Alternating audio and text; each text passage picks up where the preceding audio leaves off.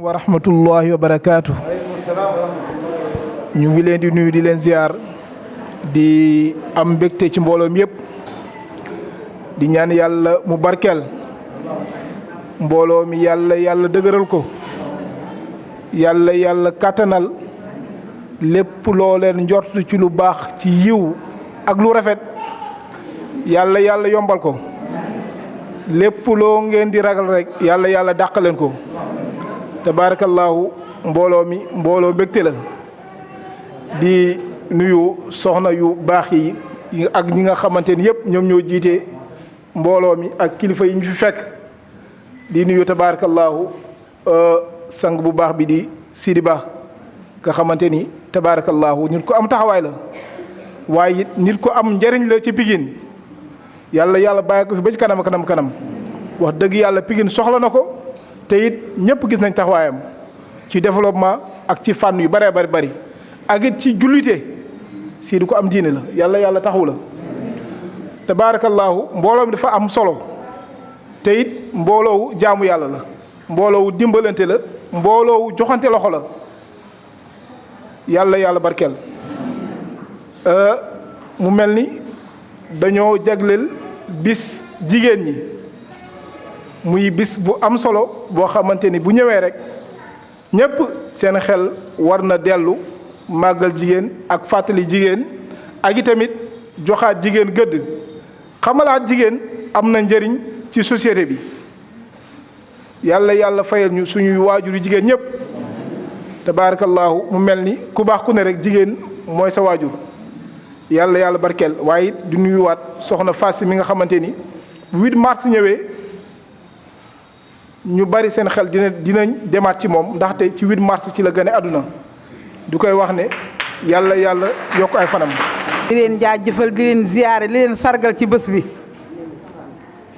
di jiital nag ci nuyoo bi suñu partenaire bi fi toog di Green ñu ngi leen di nuyu bu baax di leen sargal di leen jaajëfal di nuyu grand Alsane bu baax a baax waaye di ci teg Cissé parce que Cissé mu ñu bàyyee Cissé moom wax dëgg yàlla naxuñu te vraiment mu ngi ñuy jàppale sax lu raw sax li ñu Alsane doon jàppale wax dëgg yàlla kon moom tamit ñu ngi koy sant di ko gërëm di wax yàlla na yàlla dëgëral taxawaay bi yàlla na yàlla wéral cëriñ waaye ñuy nuyu aussi Aziz mi nga xamante ni moom la àndal di ci teg nag suñu imam Muntaga Si ñu ngi lay nuyu di la ñaanal yàlla di wax yàlla na yàlla saxal xam-xam bi yàlla yokk fan yi di nuyu nag di jaajëfal aussi suñu panélistes yi toog fii di jiital ci nuyoo bi nag madame Seck ndax tey madame Seck tey moom moo ñëw tey gane suñu tey jii ñu ngi koy nuyu bu baax a baax di ko jaajëfal di ko wax ne lii mu ñëw fekk si fii moom tey moom lay liggéey yor entreprise bu mag ci yëmbal GIE Canaba yëmbal di fa liggéey céréales di moom tamit jigéen bu am taxawaay moom it ñu ngi koy ziyaare di ko jaajëfal ci ñëw bi di nuyu nag Penda bi nga xamante ni moom it ñun ñoo bokk li ñuy def Penda moom yéen ñëpp xam ngeen ko ñu ngi lay nuyu di la ziyaare yow di la jaajëfal bu baax a baax Penda di nuyu nag jigéen ñi fi toog ñëpp ñi bokk ci plateforme bi ak invité yi fi toog ñu ngi leen di nuyu waaye nag mënuma tudd plateforme bi te tudduma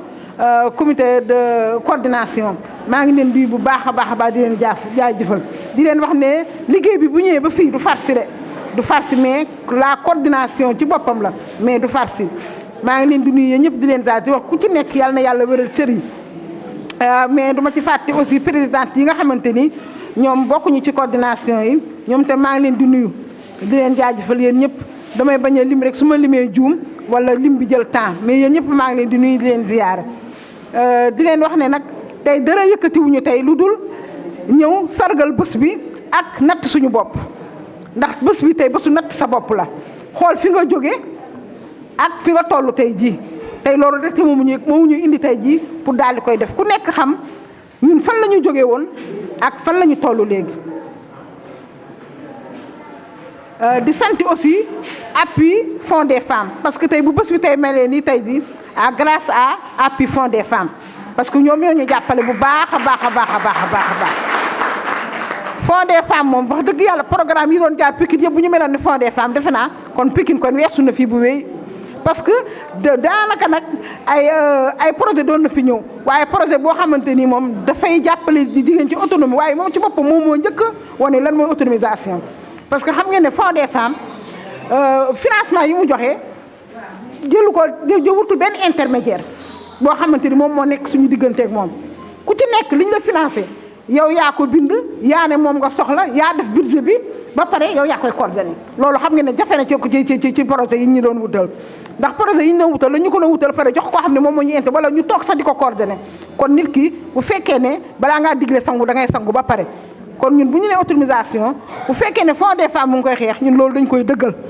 kon nag di leen sant leen bëgguma gudd ci wax ji di jox Sidi Ba kàddu gi rek mu daal leen di présenter agenda bi ni muy bismillahi rahmaani rahim asalaamaaleykum maa ngi nuyu mbooloo mi kenn ku ci nekk sa tur ak sa sant di leen gërëm ci seen teewaay wante bala maa dugg ci waxtaan bi damay gërëm sama naataangoo yi ginnaaw olof nee na baax a ngi commencé ci wax sa baaxu morom ñun waa Thiénaba Yeumbeul dañuy sant Fatou Sy wante nag gise boo gis ak xame boo gis am na fu mu commencé waa Pikine ñu ngi leen di yëgal na leen Mame Ndata Cissé sunu kilifa la mat nañu kilifa yiir nañu yoon wi mu nuy jaarale yoonu siraatal mustaqima la wante ñu ngi koy gërëm ci kanami mbokkam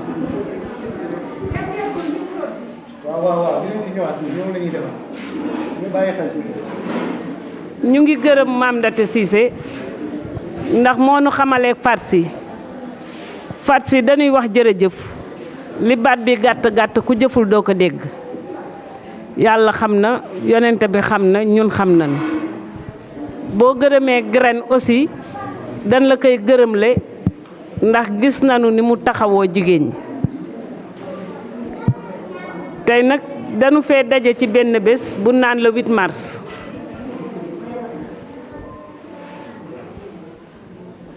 Fatou Sy ak plateforme bi organisé ko ñuy Thiénaba Yeumbeul tamit bokk ci plateforme bi Fatou Sy joxoon nu ci benn thème mu tuddoon lutte contre la pauvreté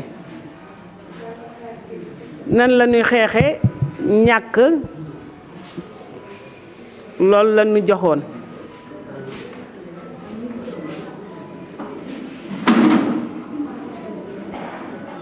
xeex nag bu nu ko tuddee day am lu teew bu nu tuddee ñàkk dafa mel ne am nee na fi ndax loo amul doo ko ñàkk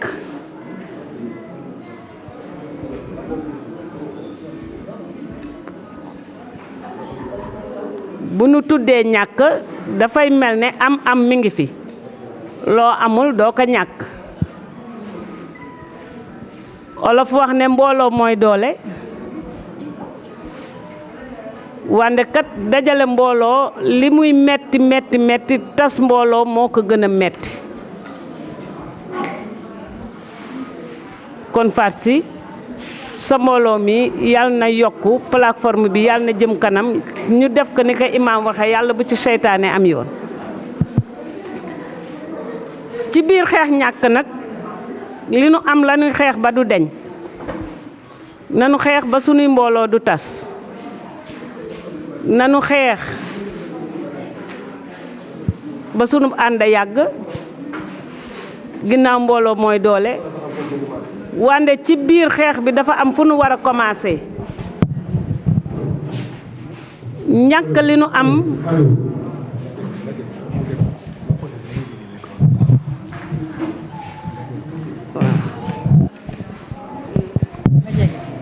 li nu am fu mu ne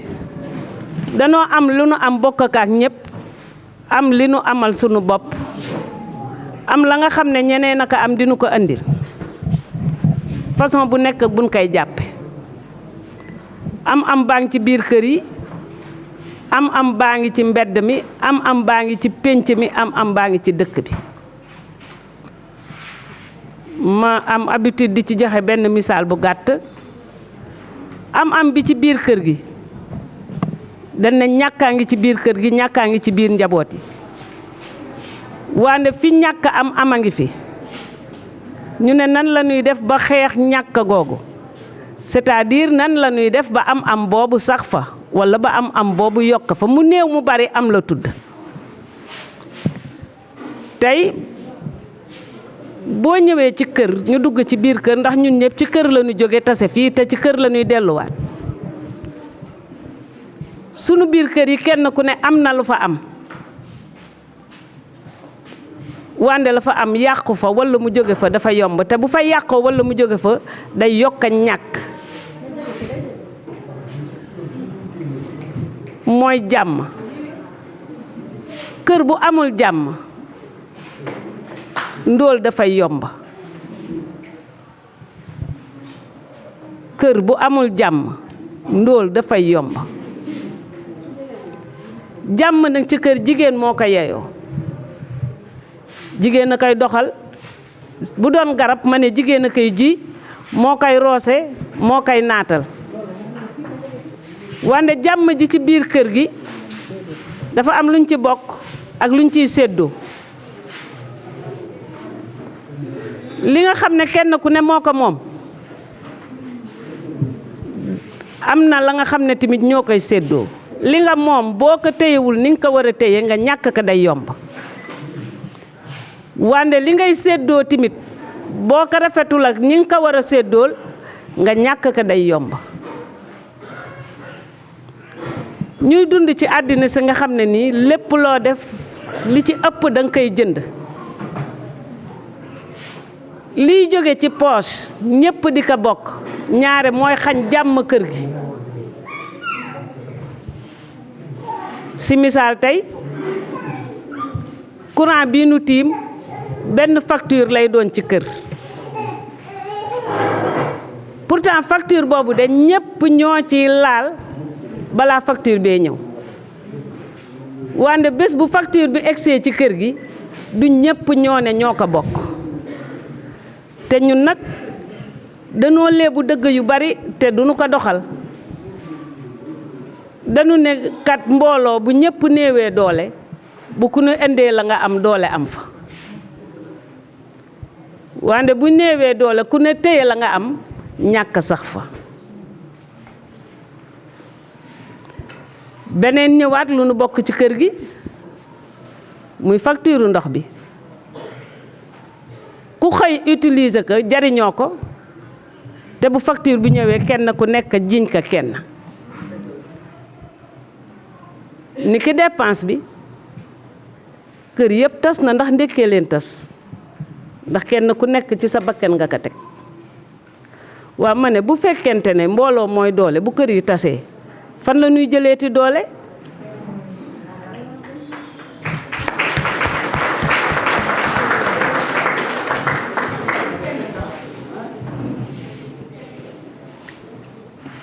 ñu ne ndóol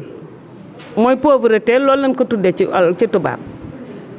ñun ñi fi toog ñëpp danoo am sunuy aada ak sunuy cosaan kenn nanguwu la ndóol kenn nanguwu ko waa li ñëpp di bañ lan moo tax toujours ñu bëgg di ko jël jigéen na fi gën a riche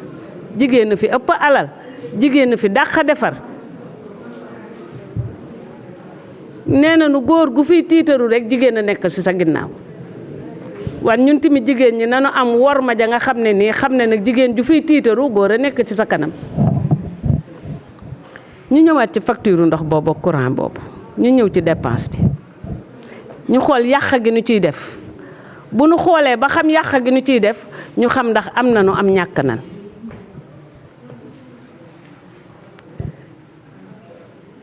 képp ku fi sëyi ci kër fekkoo fa ndox mere nga sa borom kër ak ña nga fekk ca kër ga say nelaw jeex na ndax bu fajaree nga jóg yanu jiy paan andi sa doole ngi jeex ndax yaa ngi root te amoo fooy jële ndox bés bu yàlla dogalee ndox ñëw sa kër nga ne alhamdulilahi rabbil alamin sama coono jeex na booba ngay doog a sonn ndax bu facture bi ñëwee kat kenn du la ko may si misaal borom kër gi nga kay yen muy góor muy jigéen et pourtant kooku day xëy liggéeyi de daani dooleem wane ñi dàq yàq ndox ci kër gi demuñu fenn ñu ngi tëdd ci biir kër gi te kenn du ko mas a wax ndax nee nan ku ko wax kër gi tas te tëdd boobu mooy tas kër gi bu ëllëgee bu kër gi tasee rek ndóol bu dul jeex dugg na te fayka du yomba ndax yeneen charge day ñëwaat charge yooyu ñëwaat jigéen ñi ñoo koy yenu lu ci ëpp ndax ku sa doom xiif yow la ku sa doom mar yow la bu jàng ma ñëwee yow la ndax boroom kër gi kat li mu mënoon def na ko ba këram tas ko kon wàññi nañu dooleem pourtant de facture bi lu ko réglé yomb na ndax bu nu waxee nag liy indi ndóol ba pare nañuy wax liy réglé ndóol saa bu ñëwee ba muy doog a commencé juróomi téeméer laa doon fay léegi de ñetti junni laay fay ñoom de dañuy sàcc dafa cher dafa lii ñun de ñu ngi yokk bés bu yàlla sàkk pourtant yow de yaa ngi yokk te li ngay yokk ci sa poche lay jóge te ma soo calculer ne sama poche laay yàq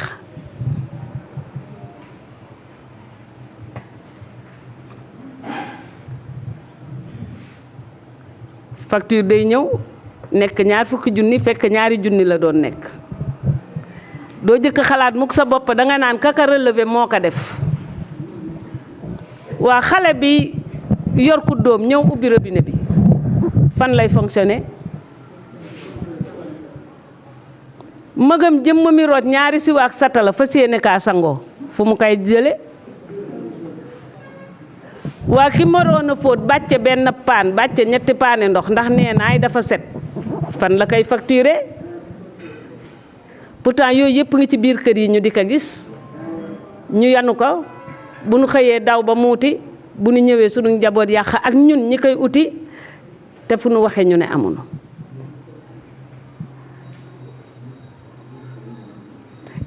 moo ne de loolu lu ko faj ni mu yombe kenn ku ne xam na ko te nag danoo doon na li ko faj ci sunuy maam mais dañ ko faa wacc dañ daan raxas ndaa ba mu set root ko ba mu fees tëj robinet bi bu ndox mi suttiwul compteur bi du marqué bu compteur bi marqué wul doo fay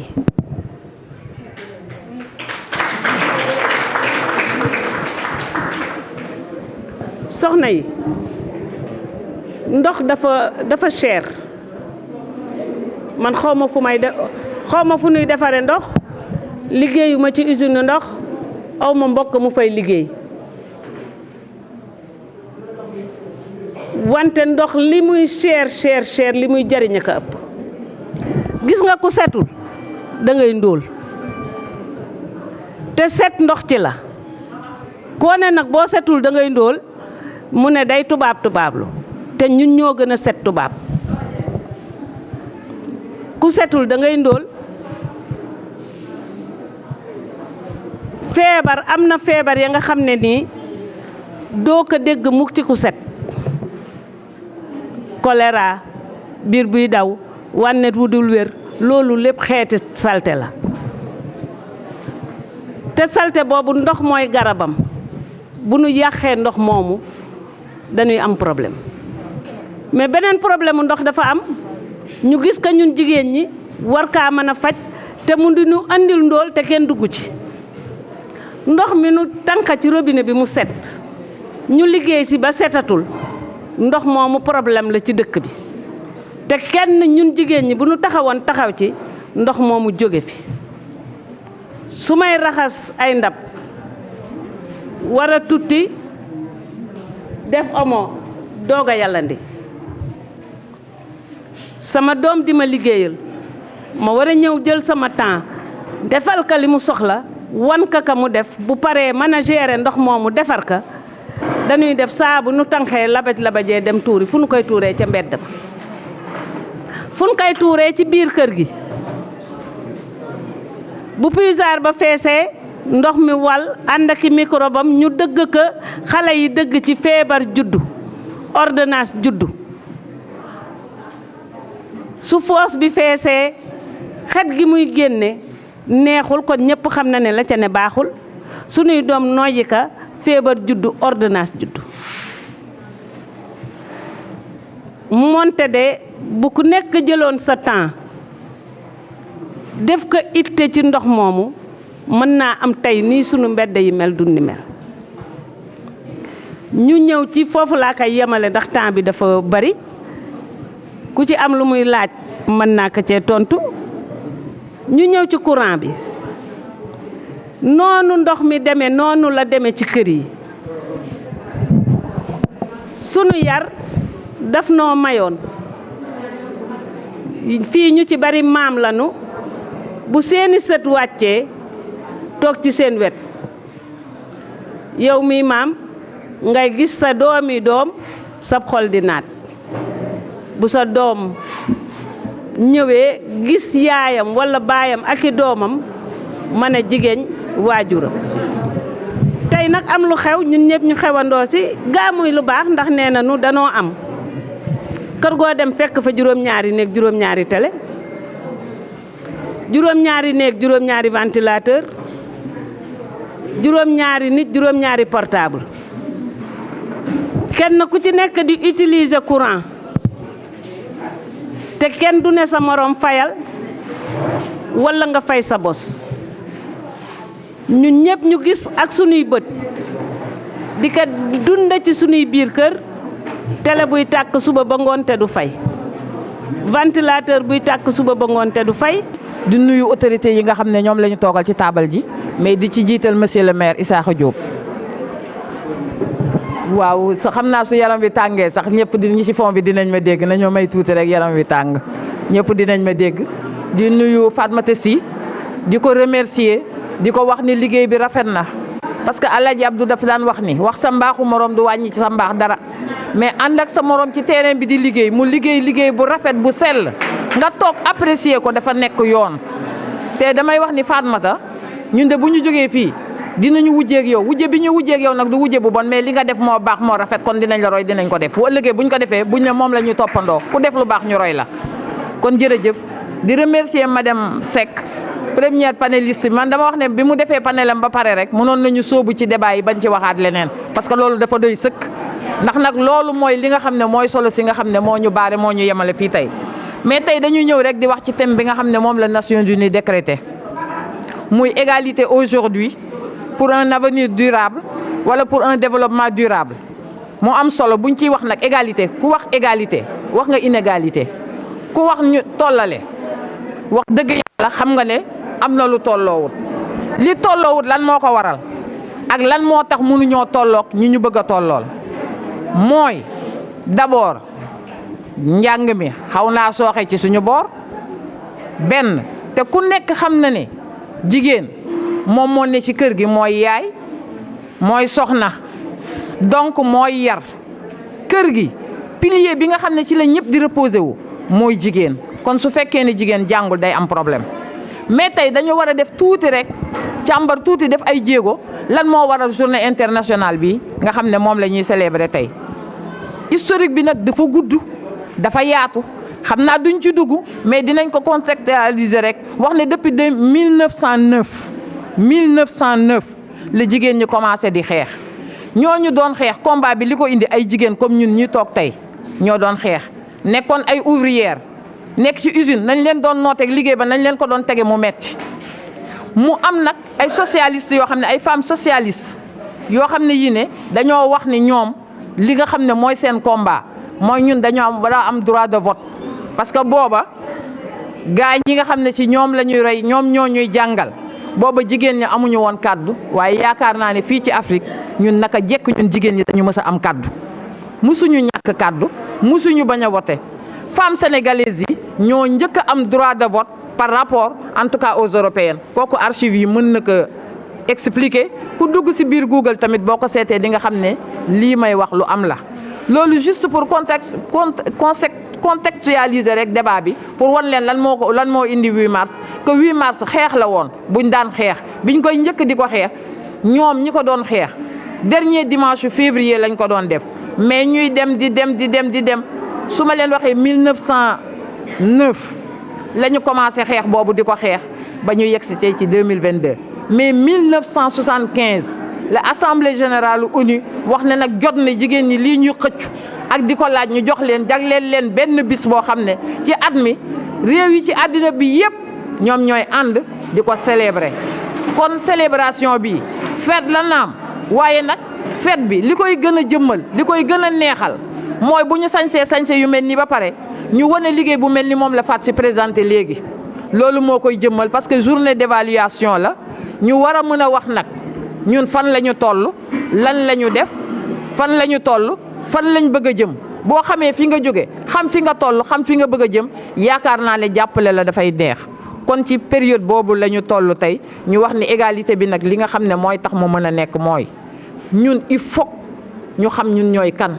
il faut ñu nangu ñun ñooy ñan ba pare suñu duggee ci biir loolu wax dëgg yàlla ku xool programme président Macky Sall defuma politique de duma politique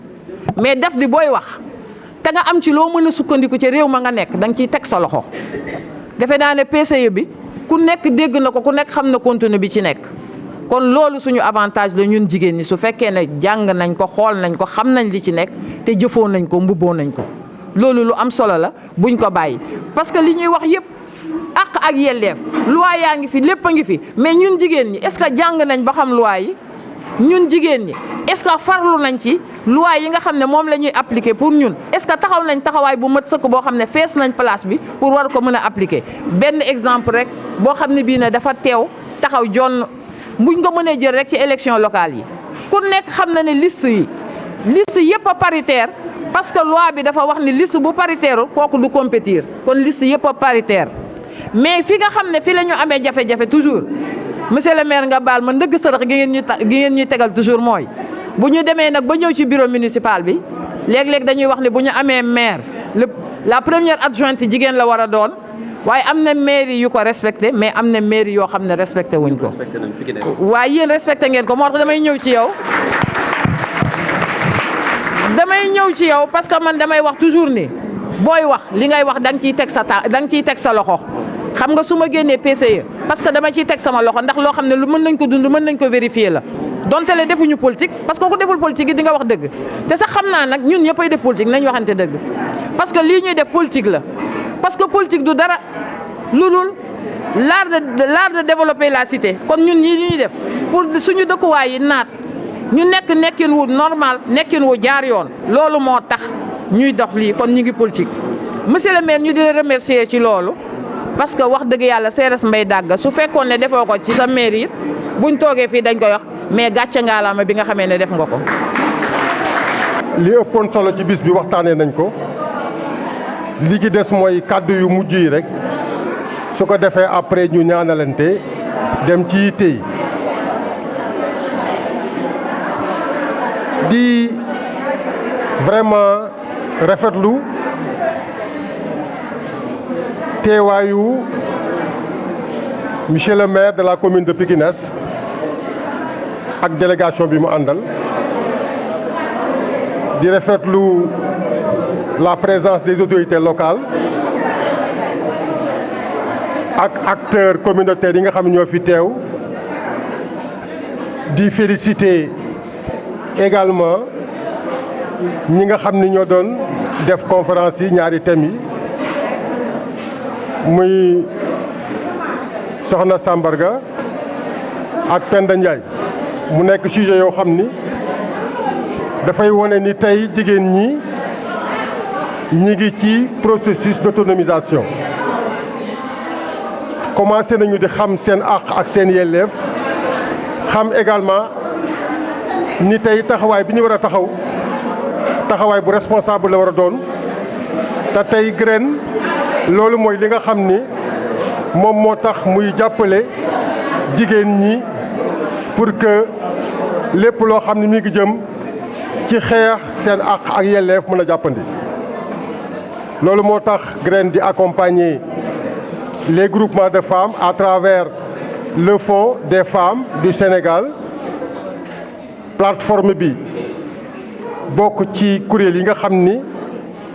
ci Fonds des femmes bi bénéficié nañ ci ay subventions pour mën a def ay activités économiques defe naa tey jot nañu présenter seen taxawaay et que def nañu activités yu bari yoo xamante ni c'est sur le plan économique pour que jigéen ñi am taxawaay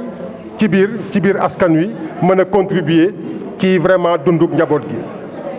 Et il est extrêmement important que ñu bàyyi xel ci li nga xam ni moom la conférencier di wax muy le gaspillage au cours des cérémonies familiales.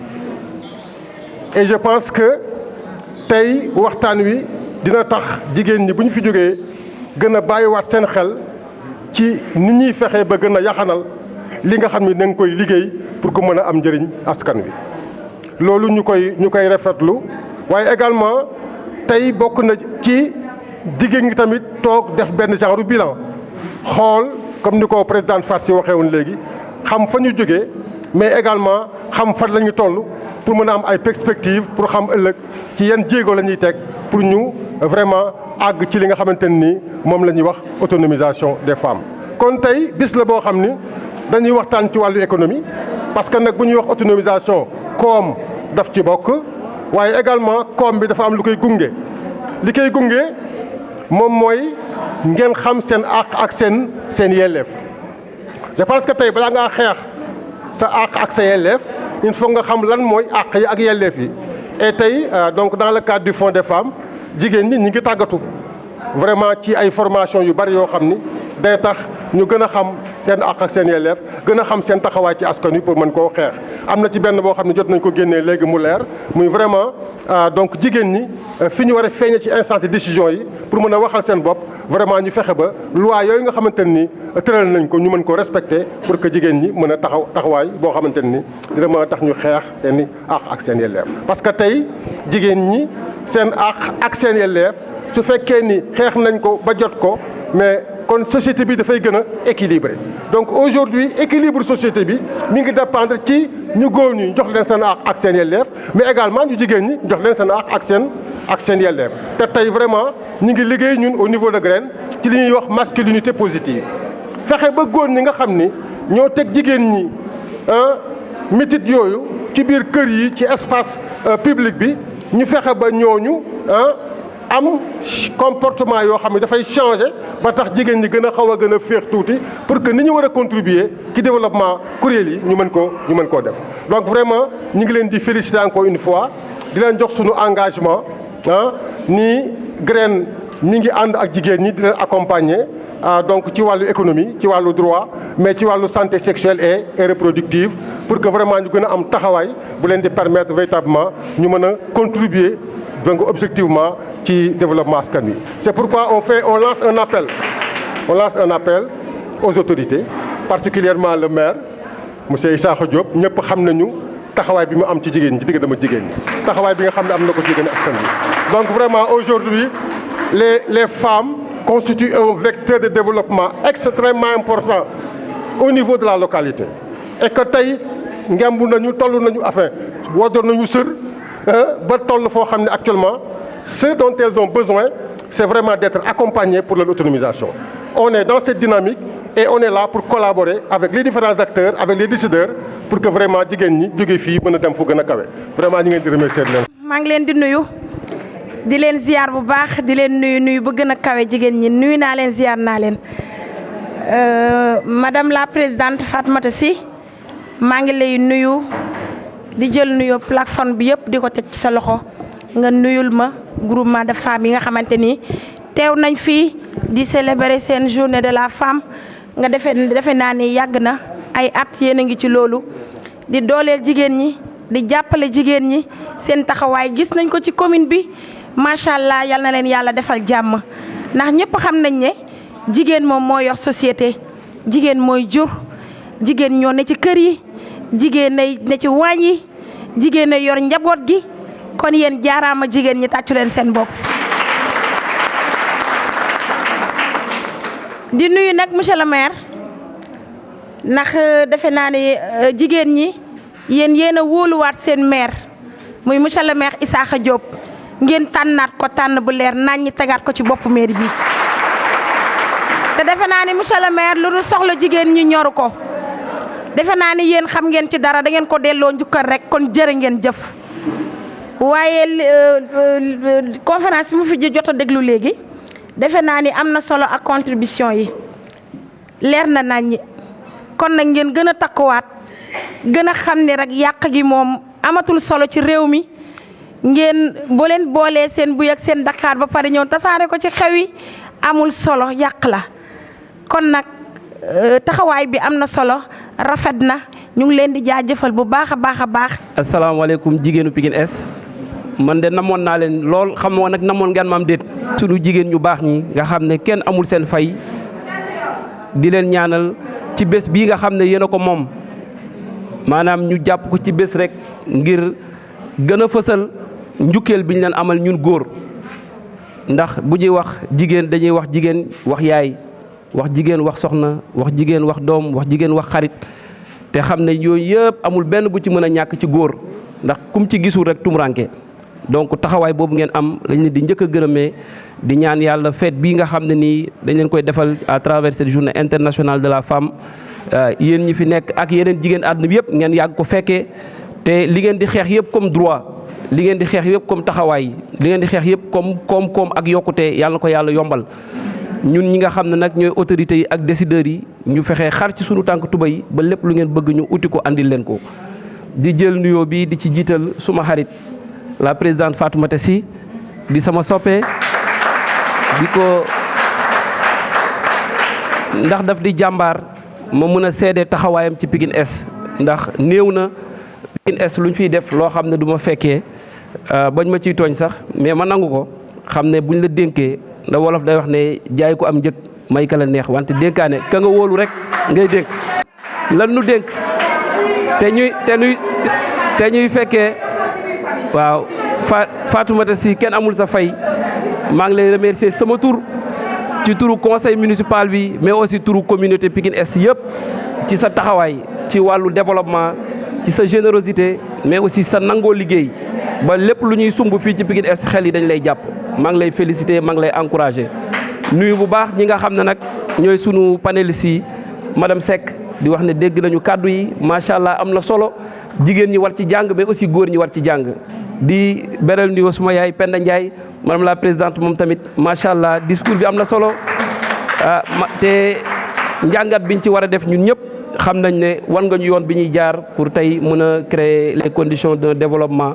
endogène mais porté par les femmes. donc nuyu bu baax waa Graine le président Cheikh Ablaye Cissé di ko féliciter pour travail bi nga xam ne ñu ngi koy def moom aussi bokk ci partenaire wu mairie bi donc di ko gërëm ci taxawaayam ci commune bi nuyu bu baax Mangane moom tamit di ko féliciter ak waa SOS yëpp nuyu bu baax aussi mon frère Pape Malick Sy Mbaye suma sëriñ di ko ñaanal moom tamit di rafetlu taxawaayam di nuyu baax autorités yëpp yi fi def déplacement nuyu le maire Ibrahima Ndiaye ci déplacement bi nga xam ne lim ñu def ñun aussi la ko defal nuyu baax mon frère le directeur du recouvrement de la DER Oumar Ndoye moom aussi di ko remercier pour son déplacement di wax ne tey nag seen maire moo leen seet si ñëw seet si ay jigéenu gox bi ànd ak conseil municipal bi nga xam ne tey ñi ko composé yëpp comme parti ak sensibilité dañoo teniroon ci symbole bés bi ñu xamal leen ne leen jamono élection dëgg la joxe ngeen seen baat ne ñii la ñu wóolu ñii la ñu doy mais weesu na jamono àndandoo liggéey gox bi ci la ñu toll. ci loolu nag ñu rafetlu vraiment la présence de tous les conseils municipaux yi am jot tey mën a def le déplacement donc ñu mun ci jiital ki nga xam ne nii mooy le deuxième adjoint au maire monsieur Daouda Sarr moom tamit mu nekk cër bu bees buñ ko takkal. mais jël nuyoo bi yëpp teg ko ci loxo nag la présidente Seynabou Bey ndax commission bii moom moo ko yor vraiment def ci liggéey bu am solo ci wàllu jigéen ñi xam naa dinañ ci dellu si nuyu bu baax aussi la présidente yaa soxna Ndiaye moom mi nga xam ne aussi ci délégation mairie bi la bokk mais aussi nekkal ñu fële ci maison de la femme ak yeneen projet ak programme yoo xam ne mu ngi ko fay dérouler moom aussi di ko féliciter pour la grande réussite bi nga xam ne tey journée de la femme bi ñu organisé démb sargale ko sunu doom sunu rak Pape Abou Cissé wax dëgg yàlla moom aussi di ko ñaanal donc di nuyu monsieur le maire Matar Aydara ci délégation bi la bokk di beral nuyoo monsieur le maire Cheikh Sadbou Seck xam nañ ne bëriwul jot wax dëgg yàlla ñëw dagg yitteem yëpp ñëw beral nuyoo sunu madame le maire ma jigéen Thiam moom tamit di ko remercier mu ngi nii toog beral nuyoo madame le maire Fatou Sène moom tamit elle est membre du conseil municipal bokk si ñi nga xam ne ñooy liggéey ok waaw nuyu waale aussi madame le maire Rokhaya Niang moom tamit di rafetlu son déplacement mu wane rek ne tey Pikine Est dans son entièreté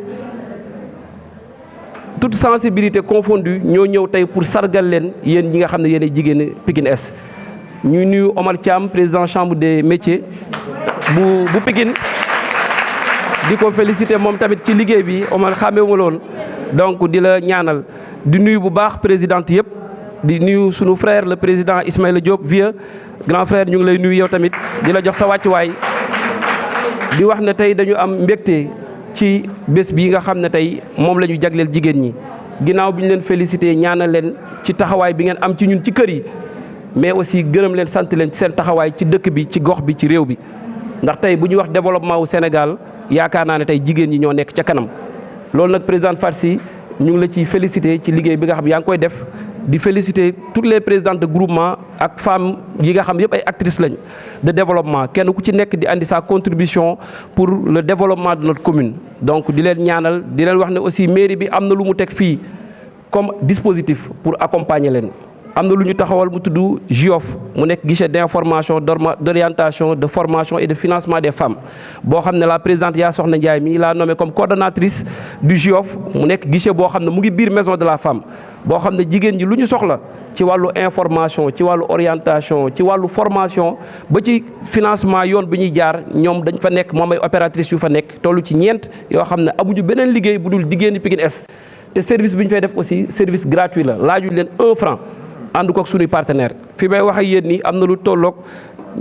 15 italiens yoo xam ne dans le cadre de la coopération lañ leen amee ñoom ñu ñëw nekk Pikine Est dëkk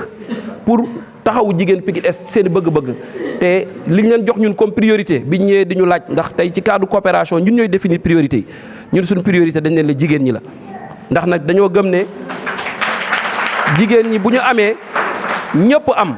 yàlla moo jox xol boobu jigéen Matar Adja mii ku ko joxoon junni li muy njëkk xalaat mooy dugg dibiteri lakkulu kilo yàppam naan biteelu kokaam dem tëdd mais jigéen boo ko joxee junni mu ngay xalaat lan lay togg reer borom këram lekk ay doomam rek ay kër xol boobu nag yàlla moo leen ko defal ñu ne comme que dañoo bëgg ñëpp am mooy ñu ne comme que dañoo bëgg ñëpp am nañ jox ñi nga xam ne bu ñu leen joxee ñu jox ñi ci des ñëpp te ñooñu nag mooy jigéen ñi toujours ci cadre développement présidente am na unité de transformation boo xam ne taxawal nañ ko fii ci maison de la femme boo xam ne nii valeur bi toll na ci 13 millions de francs CFA nga xam ne pour mu mun a dox sax bañ am benn gàllankoor unité bi dañ ko alimenté au solaire installation solaire lañ fa def ak matériel yi nga xam ne yëpp ñoom ñoo fa nekk présidente C2B bi mooy présidente conseil d'administration bi ñu ngi xamal jigéenu Pikine Est lépp lu ñu soxla ci wàllu transformation de fruits et légumes suñu ñëwee fii ci maison bi incha allah ndax ki nga doonoon formatrice bi la présidente Fat Si mi lañ jëloon dans le cadre du projet pour muy former jigéen ñi di leen xamal ne loolu aussi ubbi nañ ko pour yéen te lañ ca bëgg mooy créer une économie locale syndicat bi handicap la de problème la de mais dañ ko bëgg a transformer en opportunité mooy tey ñu dem ba la fay yàqu di doon déchet di ñu jural ay jafe-jafe ci wàllu environnement ak santé ñu dem ba mu doon léegi opportunité bu ñuy jural ay avantage ci loolu ñu bëgg unité boobu ñëpp dugg ci ñu fexe ba liggéey ba tey kenn ku ci nekk bu dee da ngay def production personnelle sax la nga daan jëndee ci Auchan wala nga koy jëndee xewal nga mun ko defaral sa bopp mun ko jëriñoo sa bopp wala boo ko defarul nga mun koo jaay mun cee am 1000 francs wala mu am sax redistributeur boo xam ne tey boo ko joxee moom mu jaay ko am ci téeméer te bu ñu defee benn calcul def projection ne tey xëy na ci 1000 ménages kuy jaay di am bénéfice 1000 francs par jour bu ko xoolee dina ko dikkee 1 million par jour te loolu lu ñu mën a créer la tey fii te loolu mooy ambition bi. beneen bi aussi lu ñu waxoon la ci commencement bi te ci lañ nekk ba léegi mooy dañoo bëgg ci à travers unité boobu suñu demee ba mu am taxawaay ñu fexe jigéen ñi nekk Pikine Est ñu leen di gunge ñuy participer ay foire au niveau international ndax yéen da ngeen a war a dem Paris da ngeen a war a dem Londres da ngeen a war a dem New York da ngeen a war a dem Rome da ngeen a war a dem partout dans le monde te loolu mairie bi jël na engagement incha allahu rabbi à travers cette unité di fexe ñi nga xam ne tey ñoo ca gën a ràññeeku mairie bi utal leen visa daggal leen billet accompagner leen financièrement ñu mën a dem participer ci foire yi gën a mag au niveau international di représenter Pikine Est à travers exposition yooyu ñu fa war a def te mu war a nekkaat juru njëriñ ci Pikine Est mais war a jaay aussi la destination Pikine Est ndax loolu mooy ambition bi nga xam ne moom la ñu am. donc loolu ci wàllu développement loolu lañ ci doon yokk leneen li nga xam ne nag ñu ngi ciy oo ñëpp président Vieux ñu ngi la ciy oo le directeur Oumar Ndoye ñu ngi la ciy woo ñu ngi ciy woo président Cheikh Sadbou ñoom ma jigéen ak ñeneen ñu bokk ci sensibilité bu ñu mën a bokk fii ci Pikine Est mooy dañu bëgg acteur de développement yi nga xam yëpp seen xam-xam màcc na ci gunge jigéen dañu leen a bëgg a organiser fii ñu ànd ak acteurs yi fi nekk jigéen ñi lii seen bëgg-bëgg bu dee projet la ñu mun leen ko bindal source de financement yi am yëpp dispositif yi existe fii au niveau local ak yi nga xam ne nii existe na au niveau international ñu bëgg fonds yooyu yëpp nga xam ne mu ngi fi te commencé na ndax Ibou Guèye ñëpp xam nañ taxawaayam ci wàllu développement jël naa ko dugal ko ci suma cabinet te joxuma ko benn mission bu dul bindal jigéen ñi ay projet te projet yooyu ñu leen bindal duñ leen fayeku dërëm war leen accompagner ñu war a uti ay financement loolu lañ amoon ci ay kàddu di leen remercier encore une fois pour seen confiance bi ngeen renouveler ci ñun mais aussi confiance bi ngeen placé ci équipe municipale bu bees bii nga xam ne yéen leen tànn ne leen yéen leen jox baatu gox bi pour ñu liggéeyal leen di leen xamal ne incha allahu rabbi dinañ laxasaayu ba bu ngeen ñu doon xaar ci fukk incha allah nañ leen andil téeméer looloo nekkoon kàddu yi maa leen di sant di leen gërëm merci beaucoup.